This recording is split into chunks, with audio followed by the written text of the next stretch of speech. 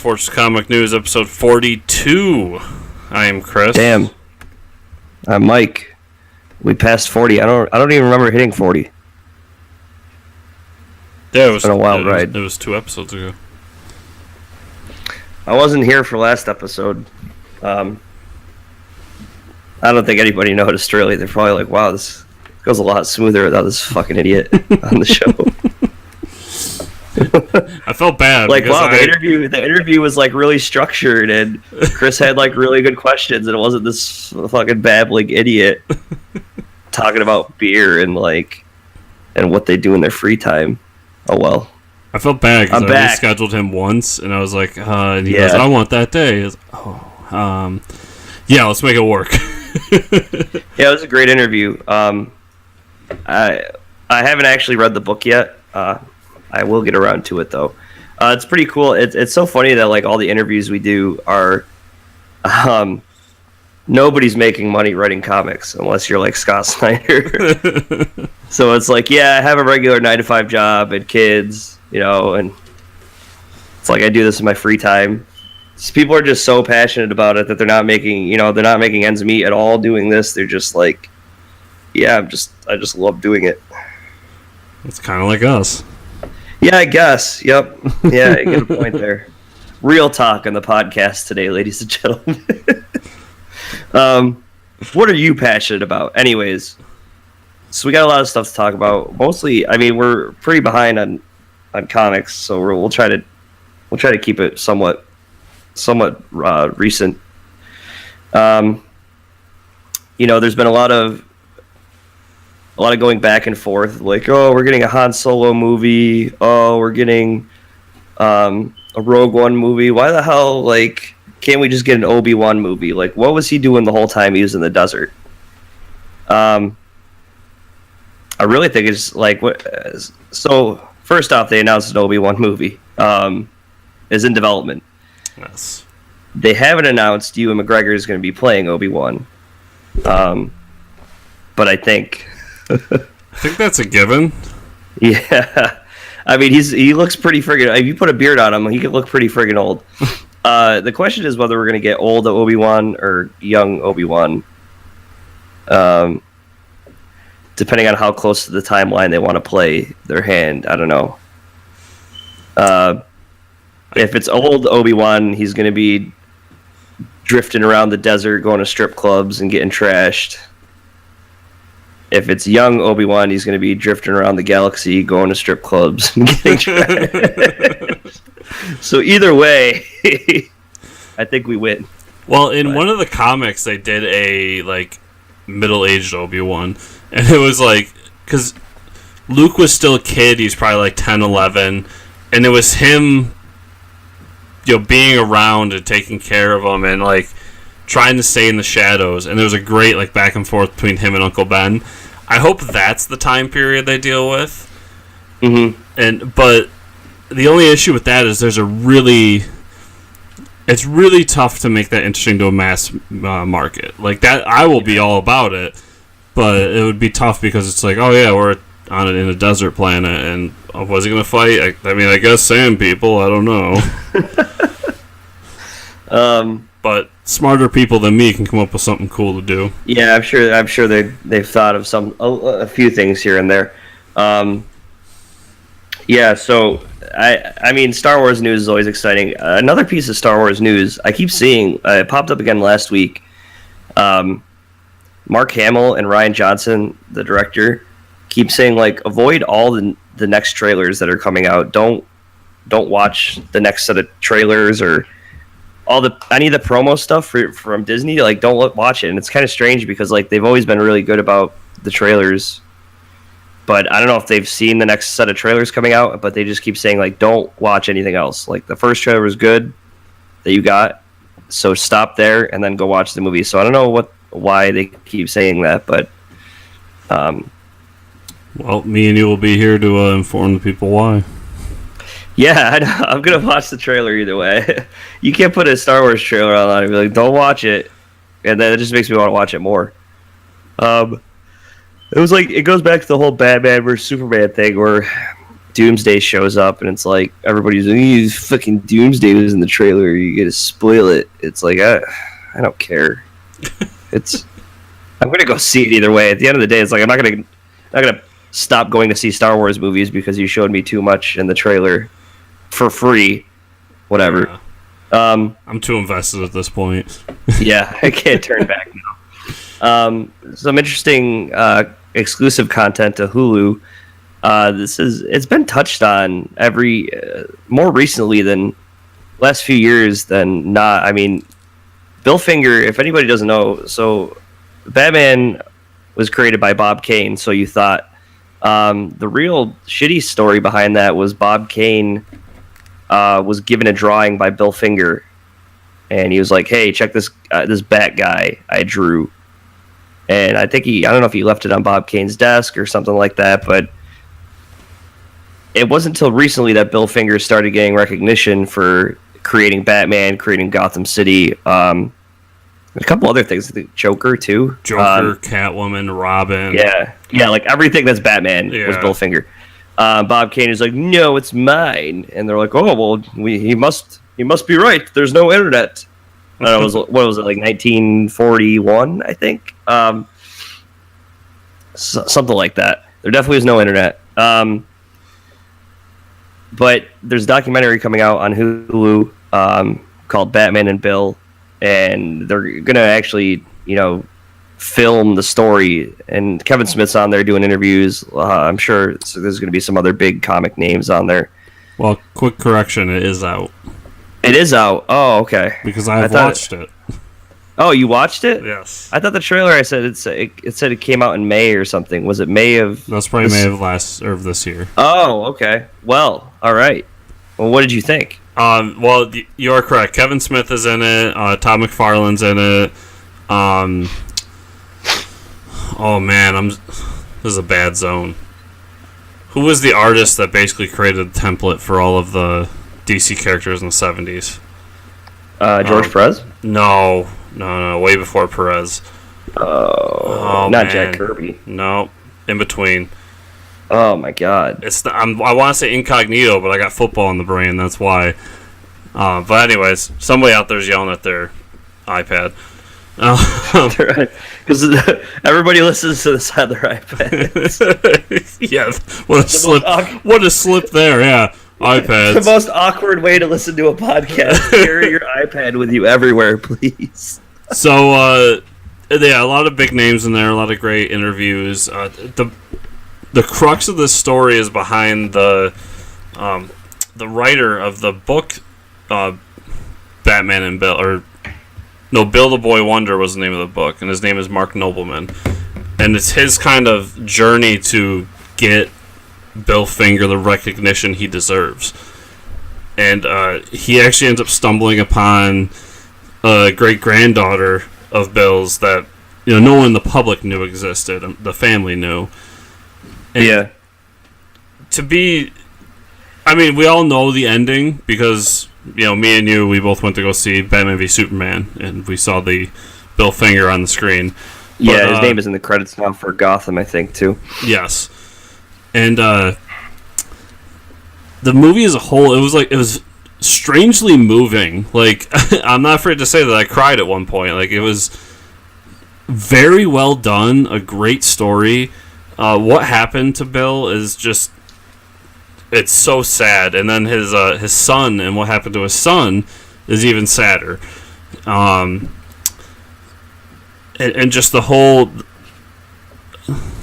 like logistics of how things happened back in the 30s, 40s, and so on, and how Bob Kane kind of went to DC and said, I created this character, his name's Batman, and that wasn't the case, and he signed a deal saying like, yeah, I'm the creator of Batman, nobody else, and that's why Bill Finger never got the recognition, because he wasn't a part of that meeting. Yeah. And like all the trials and tribulations that went along with trying to get his name back on there. If you're a Batman fan, you like documentaries, I really highly recommend this. It's one of my... I stumbled upon it the other day, and I watched it, and it was like one of my favorite things I've seen. Yeah, that's awesome. I haven't heard about this. I really do highly recommend it. I do warn you that it gets emotional at points. Like, I'm not joking at all when I say that I 100% cried at one point. Well, you don't realize every time I watch something about Batman, I cry. So it's nothing new for me, man. Well, the part that really got to me, and it's not really Batman related, but Bill's son died in the 90s, and he was gay. And the part that got you tearing up is when they were with his daughter. So Bill's Bill's granddaughter, and she's talking about her father, Bill's son, and how he passed away when she was 10, and that's when I just like fell apart. I was just like, oh my god, it's so sad. I was like, I almost wanted to film myself, put on YouTube like Kevin Smith. But oh no, I would have watched that. Yeah, that is very sad. But yeah, so I mean, it is a good story though, and with that kind of happy ending, now his name is on everything that you watch that has Batman in it. So, and if it used to just say Bob Kane, now it says Bob Kane and Bill Finger. Yeah. So, and if we were to put a number on it, I would say 9 out of 10. It was a really great movie, well made, great story. Awesome. I think that about does it for movies. Nothing. The whole summer of movies kind of like winded down, and no real announcements. I mean, they've been showing the Justice League photos here and there. They did announce that the next quick interruption. Sorry, the artist I was looking for was Carmine Infantino. Oh, you're close. You said Incognito. Yes, I wanted to make sure I got that. The next DC movie they're going to be filming is Shazam. Shazam! And it's really funny because like the director is like so pumped about it. Like I don't get excited about the directors anymore because Rick Famuyiwa did this with the Flash. Like he was posting stuff on Twitter and like, yeah, I'm so excited. And they're like, nah, we're dropping you. Sorry, you're too excited for this movie. But the Shazam director has been like putting little like script excerpts online, but they're like fake, and it's like one of them was like Billy Batson like beating the crap out of Superman or something like that. It was really funny stuff, and he definitely gets it. He talked about Shazam's tiger. I don't know if they're gonna do that in the movie, but that would be awesome. They also said that Black Adam isn't going to show up in the first movie, which I don't know if he. There's no way you can not show The Rock, at least in like the after credits scene or something. That makes me wonder if The Rock is slowly backing out and they still want to talk about it. Yeah, I don't know, but he seemed to be really cool about it. I wonder if it's almost going to be like Shazam versus Superman, like that animated movie that was out. I don't know if they're going to do that or what, but well, it's like Shazam only has like 2 villains, so yeah, Black Adam and everyone else. That guy with the glasses. I can't remember his name. They could, yeah. They could really do a cool movie though with like if Billy Batson's like the main character and he has to go through the trials and tribulations of Shazam to like become the worthy of it. I think like the whole wizard thing. I think that would be awesome if they make it like a. It's definitely going to be a lighthearted movie. Yeah. But maybe less of Shazam punching things and more of like a story about a kid that overcomes these odds to be Shazam. Well, I think the book is actually called Trials of Shazam, and if that or probably Trials of Captain Marvel, I don't even know. Maybe it's something along those lines. But if that's the story they go with, that's an awesome story. It's like 2 trades long. I think it's 10 issues, and it's just him going from god to god, learning about his powers and trying to earn them back. Mm-hmm. That's what they should go with. But the problem with that is that I think the villain that was Black Adam. Yeah. I mean, they have my money either way. So. Oh yeah, I'm in either way. All right, so a lot of TV stuff going on. We're almost reaching our like breaking point for saturation of comic book stuff on TV. Before we talk about Friday, The Defenders hit Netflix. Chris and I will probably talk about the first 3 episodes or somewhere around there. Mm-hmm. Netflix just bought Mark Miller's little universe that he developed for himself, Miller World, which, you know, has Kick-Ass in it. It has Empress. My God, everything. Yeah, Reborn. Kingsman. They could probably do a Kingsman show if they wanted. Well, there is one part of this whole deal where they can't do anything that is already in development somewhere else. So they actually can't have Kick-Ass. They can't have Kingsman. They can't have Supreme. And they can't have Nemesis. Which is funny because Supreme, if anybody's ever read Mark Miller's Supreme, is literally, it's a 4-issue series and it's about Shazam. It's, I mean, when you boil down the story, it's a great story. It's a little darker than the Shazam story because I think the kid is like handicapped, and when he transforms, you know, he can walk again and stuff. But Nemesis is going to be great. Nemesis is just it's just badass. Yeah. But there's still so many more stories they can do with him. It's Batman with guns. Yeah, Batman with guns, and he wears white instead of black. Yeah, a lot of Mark Miller's early stuff. You start like, oh, this is a lot like something I've read before, but he does his cool little twist. He does either his political or his like. I don't know. Sometimes he goes places where people don't feel comfortable exploring. Usually, I guess that's the way to put it. And then puts his own twist on the book. Yeah, so that's cool. I mean, more Mark Miller stuff. You have my money. I think I've read almost all his indie stuff, like American Jesus, which is really good. A lot of people don't know about that one. What was the Buck Rogers one he did? Oh, that was a Star. Damn. It was basically Buck Rogers, right? Because that's the one I think has the most, the best chance of being a successful TV show. Yeah, and I can't. Now I can't. It's gonna drive me nuts. But yeah, it was like Starbound or something like that.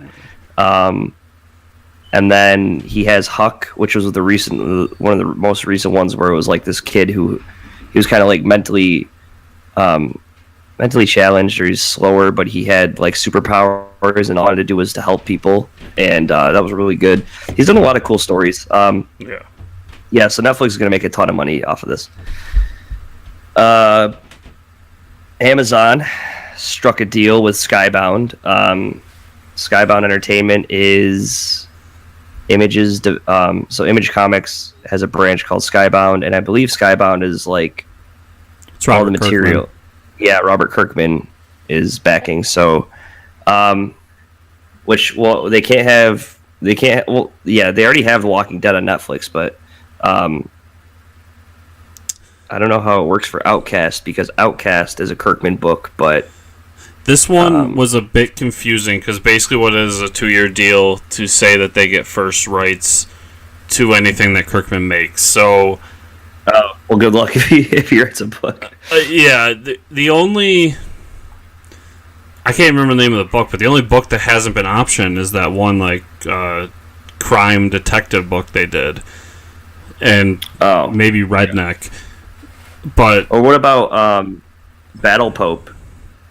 Battle Pope's an option, but Walking Dead. Battle Pope. Walking Dead's obviously somewhere else. Invincible is they got a deal with Seth. Cinemax? No, Seth Preacher. Oh, Seth Rogen. Rogen. They're going to like HBO or something like that. They're not going to AMC. And then obviously Outcast has a show already. And, what's that leave? I mean, I know Skybound is a multimedia company that does lots of different things, and they have their feet in different things, or their toes in different things. But it was kind of a weird deal. I think it was more just to say, like, we want to be in business with Robert Kirkman, and whatever we have to do that. Which is strange, because, like, maybe they're thinking, like, he's going to start back. Well, I guess Invincible is ending, so they're probably thinking, his next big story arc. Because the thing about Kirkman is, like, when he writes a book, it's going to go for at least like 30 issues, which gives you a lot of content for a TV show. Hence, like, Walking Dead I don't even know what issue are we on, like 170 or something like that. Yep. And Invincible is up there as well. So I think Chris is just hoping for a Super Dinosaur TV show. Yes, please. Yeah, so Kirkman had some weird stuff that he was doing that nobody really read at the time. Like Battle Pope was one of his original books. Battle Pope, I don't know if that would do well. It might get a lot of the religious community might not like to see that on Netflix. Basically, a pope that just hooks up with women, but he's like super badass. Yeah, I'm a huge Kirkman fan, and I've read most of what he's written over the years, and Battle Pope's not good. I know a lot of I know a lot of people like really like it, and have been like telling me that I'm crazy, but that book's just not good, and his other stuff is so much better. Like I really think it's a matter of just people wanting to like it because it's the only thing that hasn't hit big. But I mean, Invincible and Walking Dead that's the pinnacle of his career, whether anyone wants to admit I think Battle Pope was more his, like, he had to be bizarre and do his own, like, kind of like the interview you had last show, like you don't do something that's been done before, you want to just get yourself out there. And he did. I mean, Battle Pope got him a lot of attention, so then he went on to do, everything else. And that was him during his heyday at Marvel, so I think it was his side project that he wanted something creator owned. Yeah, so hey man, more comic book stuff on the big screen. What more could you ask for? Yeah, so what TV shows? Rick and Morty's back on. You are not caught up. So basically, I'll give you the rundown of the first 4 episodes. Obviously, the first episode we talked about was the Szechuan sauce episode. This season, they have been doing a parody of movies every episode. That's which fantastic. I don't know if, it's good, but like also it's just, I don't know if like they were in a crunch for time for writing the season and they just had to use this as like a lazy option to get material for the show. So it's kind of concerning for me, but I enjoy it, so I don't know. It's the first episode, or it would be the second episode after the Szechuan episode. They do like a Mad Max parody, which is really good. They do one of the episodes. It was where Rick turns himself into a pickle. It's like a John Wick. And I didn't realize this. John Wick rhymes with Pickle Rick. So, I think that's what they were going for. Yeah. So yeah, you just gotta watch it. I can't really. It's just Pickle Rick and John Wick all mixed in one. The latest episode was actually a play on the Avengers. It was really good, and you just gotta watch it. It was a combination of the Avengers with Saw. Oh Jesus! And the whole episode, so like Rick gets super trashed, and it's so awesome. They reference like the very first episode of the first season. So anybody who's watched the latest episode, Rick gets blackout drunk and builds a neutrino bomb. And I had just recently watched the first episode of the first season, and that's how the show starts off. Like he picks up Morty and he's like, "I built a bomb. We're gonna blow up the Earth," and he's like blackout drunk. And he built a neutrino bomb. So like when he does it in this episode in season 3, Morty's like, "Oh, this stuff happens all the time. Hold on, I'll just disarm the bomb." So it's like it's still going on.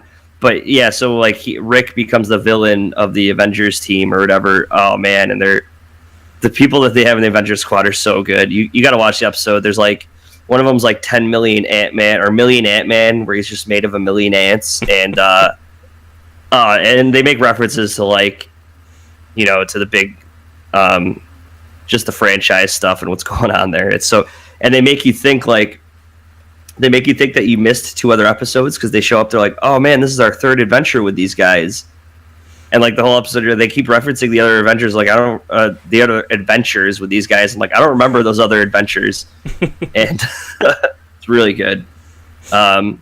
yeah, I really like the season. I think there's been some mixed reviews online. It's just people being, I don't know. The first two seasons were so good that people are like, okay, we have this huge pedestal to put it on, but it's still just as good to me. I don't know. I really like the episodes. So I think it's just people complaining for the sake of complaining. Maybe expectations probably got a little bit too high. Yeah, and I maybe they're not a fan of the whole parody thing. They find it as like lazy writing, which it could be, but still, like it was Avengers parody episode. Like, come on. Have you ever seen interviews with Yeah. the creator? He's like a huge pop culture nerd. So Dan Harmon. yeah, Yeah, he does that show where they play live Dungeons and Dragons. It's awesome. I forgot about that. Yeah, it's a really good show. Okay, Game of Thrones. I'm going to give you the rundown really quick. Take a nap. So I don't know when this is being uploaded, but I actually watched. Well, I'm caught up basically. Tonight's episode, I've seen it. All I can really say is spoilers for the latest episode. So like 3, 2, 1. It's only gonna be 2 words, so you can fast forward like 10 seconds. But zombie dragon. Okay. Wait, what? Yeah, you heard that right. You might have just got me back in. Yeah, exactly. That's all I really need to say. No, the season has been. I can tell that. Okay, so they're like. Obviously, George R. R. Martin isn't ready with the books. There's something I noticed about this season as opposed to the other ones. I don't know if it's just me, but there's a lot of characters that the writers on the show seem to not like, and they'll get to a scene with that character, and it'll just be flat as hell. Because like I think they're getting oversaturated with all these different characters. But like you can tell which ones they like more than others because they'll give them like really good scenes. Yeah, basically like shit's going down. They're getting ready to fight the Night King, and the Night King has his like army, and it's almost at the wall. They need the dragons to fight the army, and we get a little taste of that in the last episode. It's so awesome. There's been so much dragon action this season, and it's. I think we only have a couple episodes left, but yeah, a lot less politics and more dragons. So I've been very happy. Any dragon on dragon action? No dragon on dragon. Still waiting. I'm still holding up. Yeah. So okay, let's talk Defenders. There's only 8 episodes in the season. I'm on episode 5, so I watched the first 4. Chris has watched 3.5? 2.5. 2.5? So the first half of the 3rd episode. Correct. Okay. So, spoilers for those. I'll give you a little hint. They don't assemble till 4 episodes in. So already halfway through the season, we don't even get the Defenders until 4 episodes in out of the 8 episodes. It's a little awkward at first, I think, but I'm enjoying it. It's definitely better than Iron Fist. It's not as Daredevil, I think. I don't know. So where I'm at, let's see. Matt Murdock and Jessica Jones have met, and then Luke Cage and Iron Fist have met. Yeah. And we've seen Stick, and the scene with Stick was badass. Because he's tied to a pole. Yeah, where he gets himself out of there. Yeah, he fights 3 people, and then it's like, I'm out, cuts his hand off, because he's, like, handcuffed to this pole, cuts his hand off, and just runs. There's a joke there where he left his hand for the hand. Oh, that's pretty good. Yeah. He gets caught by the hand, cuts his hand off. That's how he escapes. I like all the characters. They're fitting the roles really well. It immediately, for me, like, I've liked all the shows so far. There's been obvious dips where they've gone below what the standard is for me. But yeah. As soon as you put Matt Murdock and Daredevil in a show, it like jumps up. Yeah, because I love the character of Daredevil. Yeah, and I think that Charlie Cox is just the definitive version. Like he's at least in any kind of media that isn't comics. He does such a great job with it, and that scene where he goes into his drawer or dresser and he unclips the suitcase, and there's the suit, meaning that he hasn't touched the suit in a while. I was just like, yes, put it on. Yeah, so And, yeah. Daredevil without a costume. None of them are really in costumes.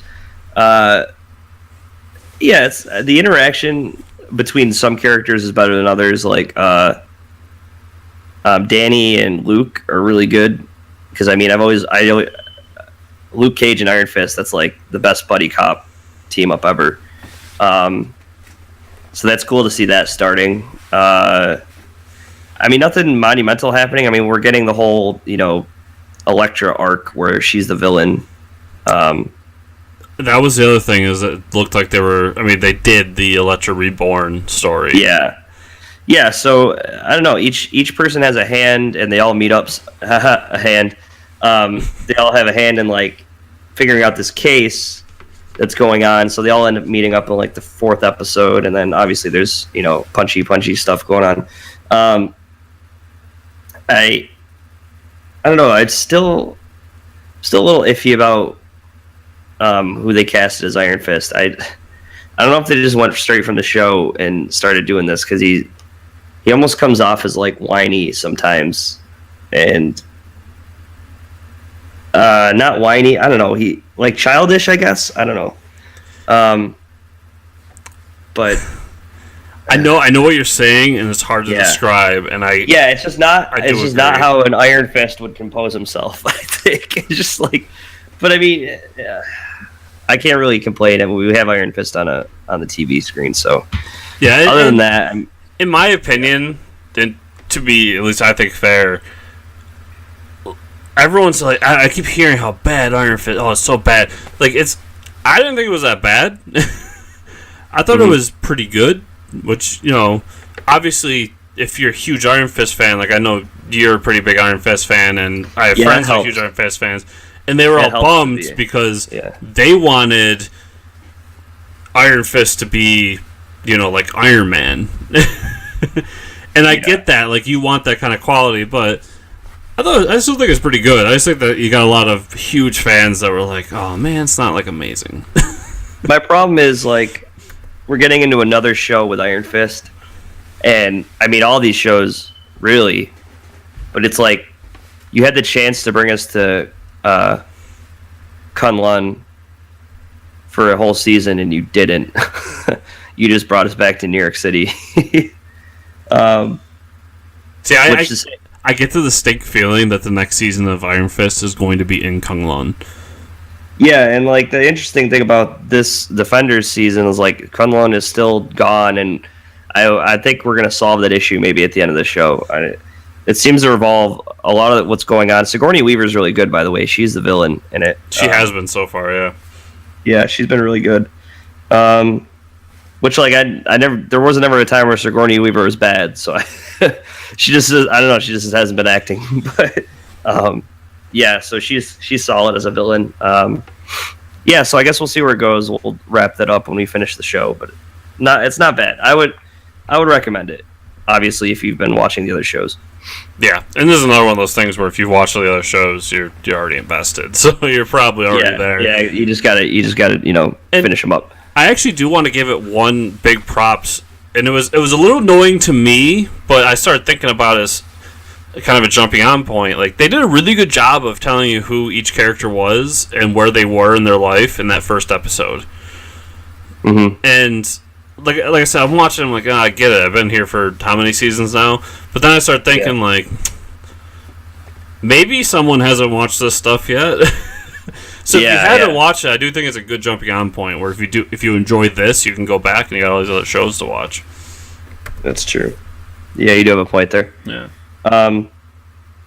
Comics, the heart and soul of this podcast. All right. We've read a lot of stuff in the span of time that I haven't been on a show. Well, we got two quick miniseries were announced. Oh yeah, okay. The Duke miniseries announced. This is probably the largest meh you'll get from me. I don't know about you, but the the worst part of All Star Batman for me was that like little mini series they had with Duke in the back of the book. That got so bad I stopped reading it. Yeah, it was like it wasn't even. There wasn't even. I don't even remember what was happening in it. Like there's nothing interesting going on. Yeah, I just don't like Duke as Robin. It's just first off, his name's Duke. As like that's where they went wrong, I think. They won't even really acknowledge him as Robin either. That's the thing. Like, yeah, I know they just call him Duke, and it's like they just want their cake and eat it too, because they still got Damian, but Damian's over in Teen Titans now. So it's like, well, yeah. Batman needs a Robin. It's like, well, then just name this guy Robin. Like, yeah, yeah, I'm not a big fan of Duke either. I figured you would be the one of either of us to be excited about this. No, I really not at all. I don't know. He's probably my least favorite Robin. Now, if like they're gonna give me a Carrie Kelly miniseries, right? Come on. So, but they're not. I'm still very mad that Carrie Kelly's not Robin because she was in a New 52 book, but not. Robin. Yeah, they dropped the ball. Well, I think maybe because they had to go back to Master Race, they're like, oh, well, we got to use Carrie Kelly again, so. She's gonna be Batgirl. Kong on the Planet of the Apes announced. So Chris has ordered the first issue, but 5 issues for himself. I have absolutely loved these like Planet of the Apes crossovers. Yeah. The only one I haven't picked up was the Star Trek one. That's because I'm not a Star Trek fan, but I'm even thinking about going back and grabbing that just because I love the other ones.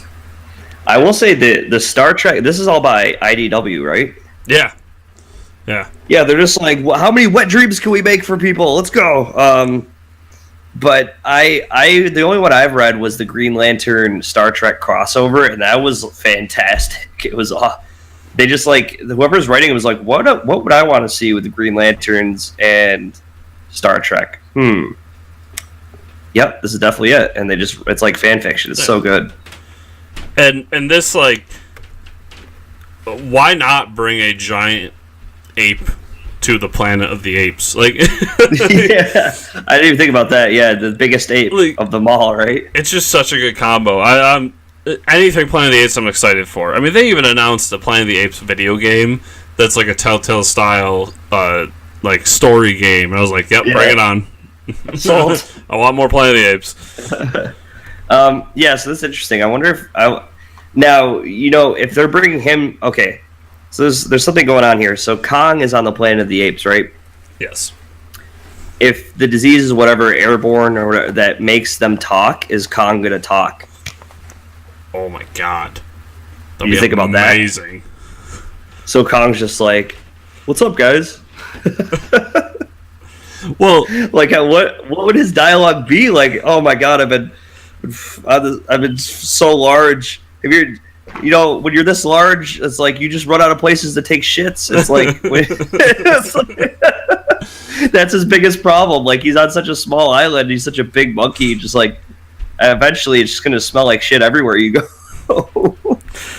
Well, one of my favorite parts of the Planet of the Apes Green Lantern crossover is that Guy Gardner, for some reason, was just like, hey, we should bring someone with us who can help. Who's a giant talking monkey we know? Oh yeah, Grodd. Let's bring Grodd with us. And Grodd comes over and just causes a bunch of shit.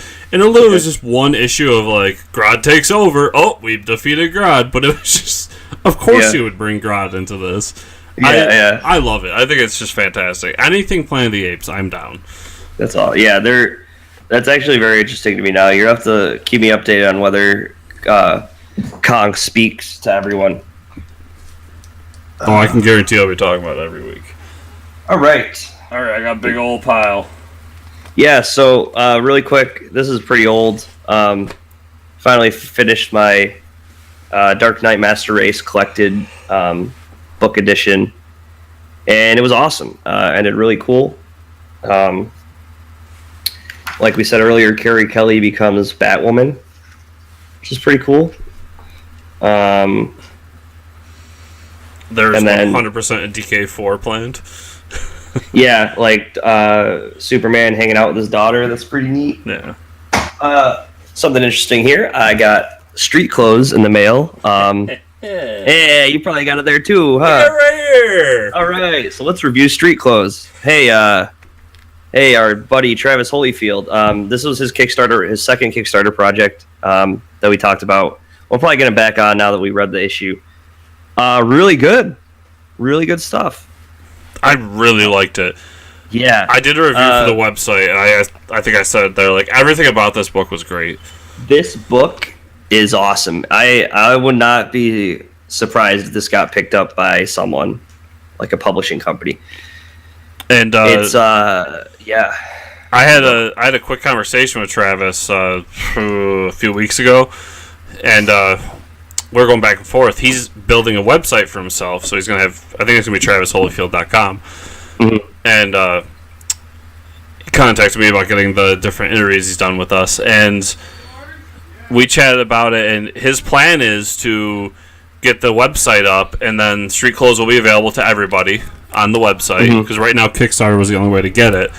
And he said he made enough money off the Kickstarter that they're just going to production to issue 2. No Nice. Kickstarter, nothing. Just it'll be on the website. So Awesome. I'm really happy for him. The book was great. I want more, and he will 100% be back on if I have to drag him here. Yeah, which I don't think we'll do.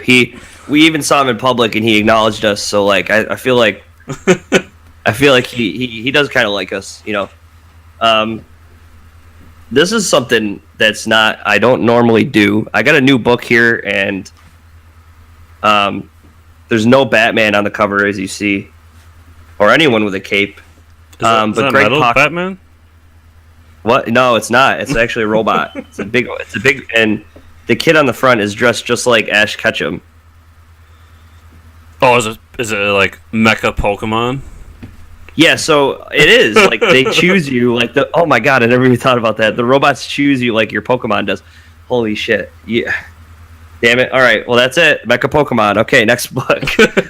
No, but so Greg Pak. If anybody likes Greg Pak, he wrote Batman/Superman, New 52, which had a really good story. But I think that's what he wrote, right? Yeah, and the art not so much. Yeah, Jai Lee was the. We don't talk about that. He's doing Totally Awesome Hulk right now. Yeah. The reason I picked it up was the art, number one. The art's really good. It's by Takeshi Miyazawa. Nailed it. Did you hear that? I nailed that name. Takeshi Miyazawa. I think you need to start doing the top 5 because I can't pronounce names like that. The art is almost like a manga style, but it's not like he's definitely had some origin with drawing manga, but it is good. The colors are really bright. So I got to give a shout out to the colors are Triona Farrell. Really good colors. I'm hoping we can get one of these people on the show because I want to talk about this book. Like what Chris said, it's like the robots find you in this Earth, and the robots are kind of like sentient. They come down once a year, and these cadets are trained. These robots, and you only get a robot if you're chosen. So this kid acquires one. It's kind of a cool story. He's not actually a trained cadet. He's actually a janitor at the. His mom is a janitor, so he's a janitor too at the cadet school. So he gets picked on and stuff, and he finally gets a robot. It's pretty awesome. Really good book. I highly recommend it. All right, what do we got here? Let's talk about a book together. Walking Dead, number 170. Yay! Yay! We could talk about it. Kind of boring. I don't know if you felt that way, but I was like, man. And then the whole thing at the. What do you think? Tell me what you think here. A lot of setup. Yeah. We get to see. It really stuck true to me something that Kirkman said, where he was like, "I'm kind of running out of ideas." Yeah. It's.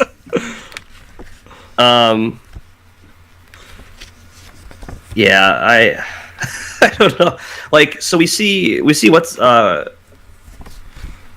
we see Negan crying over Lucille, which we've already seen before. Like, we knew he was kind of attached. And I don't. They're going somewhere. So there's a huge redeeming factor in this book. First of all, the whole like, who is it that wants to kill Rick? But anyways, the whole like, we need to get rid of Rick thing. Like, okay, we fucking get it. Like, somebody doesn't like like Rick, 20 issues. yeah, and you're gonna lose. Like, that's just the way it is.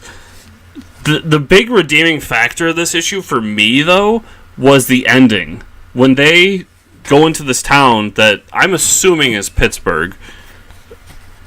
I was so intrigued because that is probably to say town is to under exaggerate. Like, this is a major city, and they haven't gone in a major city since the first couple issues, and it's empty. And I'm kind of intrigued by the idea of like, all right, it's been a while. What's going on in these cities now? And I hope that he sticks with that plot point and goes forward with it, because I really enjoyed that part. It was like 2 pages, but it was the best part of the book, and because the possibilities of it were just phenomenal to me. So that was probably the most interesting part. They get to the city and it's empty, which it wasn't when we were last there. And then we find out that Sadiq and Rosita used to have a thing, and he tells Eugene, and that's how the book ends. Which it's like, how many things did Rosita have? It's like, and then why would Eugene care at this point? I don't know. It's just like, we already knew that she was with Abraham. I don't know. Yeah. I'm waiting for Eugene to like redeem himself, because he's just been on like a, man, he sucks. he just sucks. Like, he's just been the same. I don't know, just like he still is like, he's watching those 2 girls go at it in the book, and I'm just like, not only does he suck, but he's like still really creepy. I don't know. I think he's the sacrificial lamb of this trip. Yeah, for sure. He has to be. Yeah, they started giving him some attention, and the attention is the same attention as been always. As he hasn't changed as a character, so I think it's time to cut him loose. Superman number 28. I know 29 came out this week, but we'll talk about 28. Did you read this yet? Yep. So this is Chris is actually back on, because we had thought that Tomasi left, but he's back. And this is the road trip part 2. Superman and the family. We get a really sad story about like they're where are they, like Gettysburg? And this like family's having a picnic, and they're having a picnic there because they're someone in their family died. But like, it was such a shitty way to die. He like got injured in the war, like not even fighting in the war. He got injured in the war and is like laying in his tent, and then the tent flooded because there was like a massive storm, and the kid like drowned. It's like, wow, Jesus Christ. So yeah, it was a really happy story. These 2 issues, like, I'm really glad I jumped back on, because those 2 issues where they're doing the whole, it was kind of a 4th of July-ish storyline, where they're going to these different historical places. This is probably my favorite 2 issues of the run so far, and there's like pretty much no Superman throughout these entire issues. No, it's just Clark being a family man, really. Yeah, and what really stuck with me in these is, like, anyone that's been listening from the beginning knows my enjoyment of history and politics, and this really dives deep into like historical moments in our country. And I mean, most of it is centered around vets and the different wars we've had, and they do a really good job of just going to these different monuments, and Clark being a father and saying, like, you know, this is why this is important, and this is why we need to strive to do better, and this and that. It tugged me in a different way than a normal Superman comic would. Mm-hmm. I mean, these 2 issues alone, I suggest to anybody.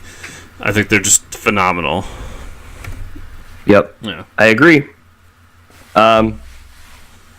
Batman 28. Have not read Batman 29. It's pretty cool. Well, I think I have read them both, actually, now that I think of it. So the first Batman 28 starts off with like the war of jokes and riddles is going on, and it's a really awesome scene where, basically like this war between Riddler and Joker is like tons of people in Gotham are dying. So Bruce Wayne has a dinner in like the style of how his mom used to host dinner. So there's like a 9-course meal, and Tom King is so good at like he'll do the course name and then like the conversation that's going on during the course like changes, and it's like Batman trying to persuade one side and basically tells them like, hey, I'm going to give you guys $1 million to kill the Batman, because like I'm not on Batman's side. I know you guys are fighting over to kill Batman. I'm going to fund you to kill him as long as you like prove to me like whoever's better. So he's basically trying to I don't know, offset them somehow and pit them against each other by funding one person over the other. He's like, I don't care about, you killing Batman. I just want my city back is what he says. So he makes Bruce Wayne to be out like this big philanthropist that just, loves his city. So they completely fell for it. There's a really good part. I can't remember if it's in 28 or 29. They kind of blend together. Deathstroke is on one side and Deadshot is on the other. And they both are so good at, such good trained assassins that they're fighting each other for 5 days or something like that, and using Gotham City as like the battleground. So like each day they're just killing tons of casualties trying to kill each other. It's awesome. Like Deathstroke versus Deadshot it's something I've always wanted to see, and like Tom King is so good at writing it. It's just awesome. And so Batman gets in the middle of them. He's like, you guys need to stop. You're killing everyone trying to kill each other. Yeah, that was really good. I haven't talked about Shirtless Bear Fighter #2. Oh, Jesus. But that's just the same ridiculousness that it was in the first issue. I still love that book, so everybody should check it out. That's it. I haven't read Invincible yet this week. Okay. Strap yourselves in, boys and girls. Oh, you haven't read Invincible? Invincible's really good. Move on. So, would that mean that you haven't read Metal? Oh, my God. We haven't talked about Metal. I read Metal. Oh, damn. You got both covers, huh?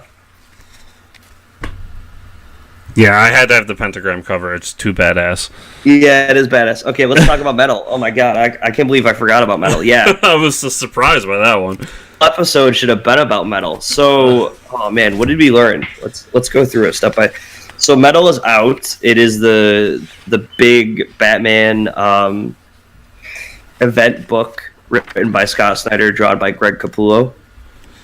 Yeah. So there's. We find out. Okay, you go. So there's 3 tribes, and we find out there's actually a 4th, and it's the fox, the fox, the bear, the bird, and then the darkness. Yeah. So we find out that like the Batman thing has been around for thousands of years or something like that. Basically, they acknowledge that there's 52 universes, and that this energy that's leaking in through the Batcave or whatever is from the dark multiverse, the dark universe, which is like they flip the map upside down. They do some National Treasure shit. They're like, it's on the back, and they're like, I only see black, and they're like, that's the point. Yeah, that was so confusing. I was like, I just saw that moment where if I was standing there and like, and there's another one, they flip it over. It's like, that's just black. Like, yeah, what the fuck are you talking about? It's just like comic book science to the fullest. Like, but that side's black. It's like exactly. This dark universe that's and. Basically, Batman is going to be used to bring over, like, he's going to be the vessel that brings over the evilness that's trying to get in through the dark universe. Yes. There's so much stuff happening, like, and there's people that have been sensing it. Like, they show Plastic Man, they show Red Tornado is in it. Holy crap! Oh, I don't remember the last time we've seen Red Tornado. Yes, the actual Red Tornado. Yeah, they talk about the challenges of the unknown. And like what their actual task was to find this dark universe. So so this this random mountain comes into like Gotham City, and that's when they all kind of converge to find out all these secrets. And then they find out it has something to do with Hawkman and Hawkgirl. And which is like I could care less about that whole part of the story. Yeah, and Hawkgirl is the one that goes like, look, there's 52 universe and a dark one. Let's flip the map over, and talks about Red Tornado. And then they kind of are just like, we need to get rid of Batman. Yeah. And that's how like you brought him here to start. After him. I love how they're like, you don't think Batman already has like 30 ways out of this facility already? Yeah. He's like riding a dinosaur. Yeah, which was fantastic. Yeah. He's like, he already has a plan to get out. And he's like, they're on like a dinosaur island. So he's like riding a dinosaur to get out of there. I think the most interesting part was the end where, spoilers, but Sandman shows up. Yeah. Up at the end. And like, I don't know what to think now because it's all over the place. I mean, we haven't seen, and this is not Sandman like part of Earth 2 Sandman. This is like Sandman, Neil Gaiman Sandman. Yeah, and what's interesting about that, I listened to a podcast later about it, and then I was like, that's interesting, and went and read further into it. Anything to do with this Sandman, Neil Gaiman basically has to say, yes, it's okay. You can do that. Like, oh, wow. So that gave me so much more confidence in what Scott Snyder's doing, because if Neil Gaiman gave you his, that sounds like a good idea, then it's probably going to be good. Yeah, that's awesome. The last time we saw him, I think, was the Grant Morrison Justice League run. I'm pretty sure. Yeah. So I thought it was a huge like victory for the first issue. Like there was a lot of a lot of pressure mounted on this book, and I think it came across with flying colors. And I think Greg Capullo, his art was good. I was a little disappointed in the art because I thought Reborn was. I still think Reborn's the best stuff he's ever done. Yeah. And this seemed like not quite as detailed as Reborn was. Still great art. I'm not dissing on it, but I was a little bit down with that. The issue starts off with them trapped on Warworld. Yes. And with Monk. they form a like Justice League Megazord. Yeah. Which was awesome. They all get like pieces of machinery and form Megazord. It was so good. That part was like hell yes. Yeah. The only reason I mentioned that is I feel like I have to say something slightly negative. Yeah. Because I liked it so much. It was really good. There's so much more that they could do with. I mean, they're gonna. It's gonna be awesome. They have so many cool things to explore with this book. So, yeah, I'm so excited, and it's funny because it brings back the old theory that like Marvel and DC have the same people telling them which direction to go and what to do, because Marvel is like, all right, Captain America's a villain, and now it's just like Batman's responsible for this evil shit. Yeah. It's like I'm getting all the tie-ins too. I'm purchasing every tie-in for this. I am as well, except for the like when he was the crossover with Flash. Like, those issues I don't get the tie-ins, but like the other ancillary stuff I will get. Oh, I'm getting the one-shots. I mean, I'm sorry, all the one-shots that are coming out for it. Yeah. Let me school you on how these events work, because I'm an expert in the Marvel way. Yeah. I mean, Marvel loves their tie-ins for event books. So like with most Marvel events, and I'm doing the same with this one. Like I'll get anything that's metal related, but not the quote unquote tie-in books. So like I think Flash 30 something is a tie-in. I'm like, I'm not fucking around with that. If I do that, I did the math. It's like over $100. Yeah, way too much. So cool. Spider-Man 2 number 2. All right. It was good, but it was kind of like a downer because we spent all this time waiting to find out who the other Miles Morales was, and it turns out that he doesn't exist. Yeah, but it was still fun. I'm interested in what's going on there. So we haven't talked in a while, And Marvel Generations has started. So, oh boy, I got Marvel Generations Wolverine, Hulk, and Jean Grey. And basically, all 3 issues are the current versions of the character. So, like, Wolverine is the all-new Wolverine. Hulk is totally awesome Hulk, so on and so forth. They go back in the past to meet the person who was that hero in the past. So, totally awesome Hulk is Amadeus Cho. He goes back in time to meet Bruce Banner. All new Wolverine is X-23. She goes back in time to meet Logan, so on and so forth. And they're all interesting stories. I think Wolverine was the best out of all of them so far. But Generations has been pretty good. So, what did they talk about in the Wolverine Generations? So she goes back and she sees Logan when he's in Japan.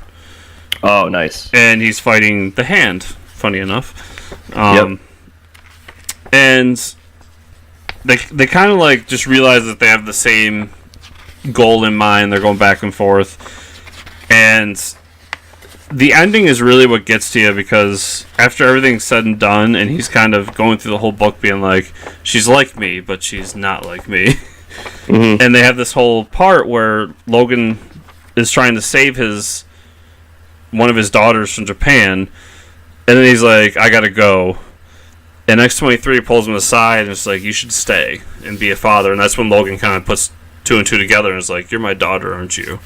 That's who you are. You're my daughter from the future. And there's like this really heartfelt moment where he's just like, she's about to disappear, and she goes, you should go spend time with your daughter. And he says, it's okay, I will, and I can't wait to meet you in the future.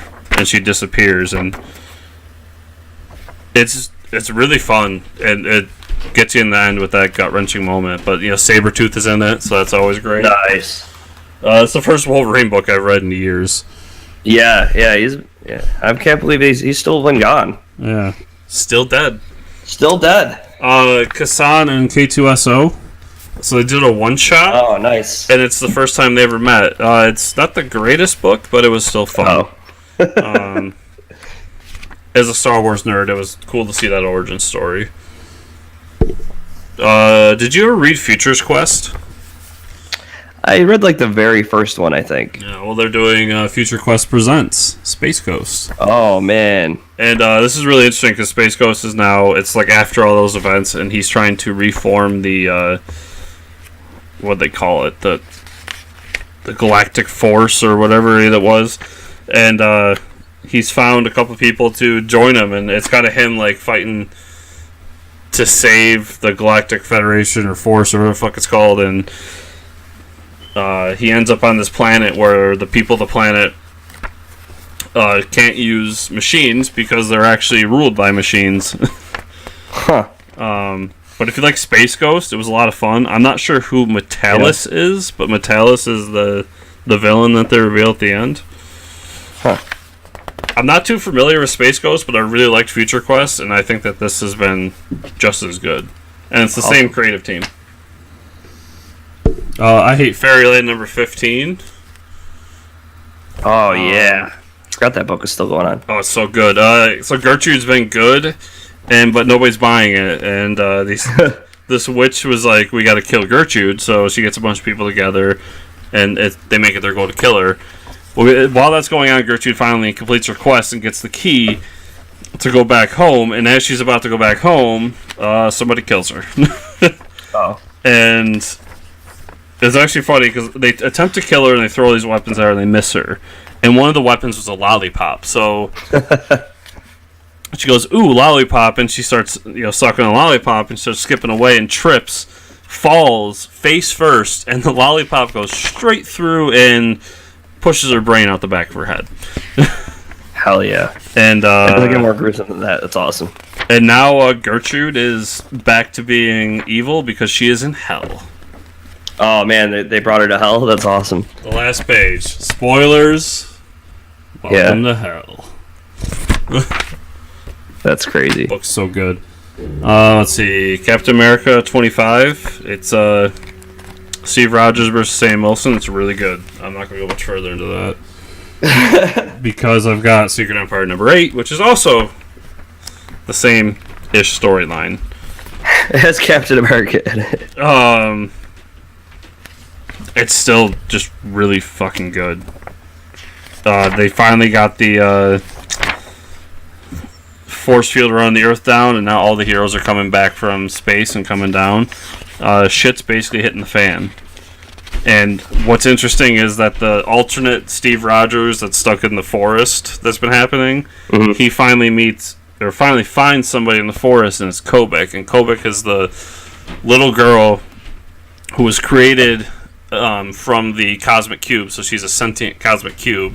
She's the one that altered the universe to make Steve Hydra. So I want to see where that's going. And then finally, I have one more Kickstarter book, The Tomb of Balbaroth. Oh, nice. Shit is metal as fuck. Black and white book all about the Tomb of Balbaroth and his different minions. So it's 4 different artists and writers who all have like short stories in here about the different demons. It's really good, really well done horror stuff. The only thing that was like kind of dumb about it is Galgaroth's minion is like this weird jester clown thing, and it looks like something out of like ICP. Other than that, it was really good. You especially would like this. Yeah. And it's a local guy. It's out of Buffalo, New York. Oh, that's awesome. Yeah. That's all I got. I'll have to check it out. Yeah, so because of the Defenders, I didn't get to watching 60s Batman. Could only watch so much TV. Same I only here. have so much time in the day. We haven't talked about Preacher yet. Preacher is still phenomenal. So Yeah. I can't say enough good things about this season. Just keeps getting better and better. I think we're getting closer and closer to seeing his origin. Maybe I think the season's going to end with like, I don't know, some of his family showing up, and then like Tulip's going to get captured. I see it happening. I think next season is that storyline. Yeah. Yeah. So next week we will have some Batman 66. Yes, we will. We'll be back on it. And much more. All right. Well, that's it, I think. So, everybody, thanks for watching. You can find Ricker at Ricker621 on Instagram. You can find the show at FortressComicNews.com or Facebook.com/FortressComicNews. You can find me at Instagram at FortressNewsChris and Twitter at FortressChris. And remember to subscribe, like, comment below. If you're or listening on any podcast services, which we added 2 more to the list. 2 more, people. Like or review or whatever those things do, and share with your friends, because sharing is caring.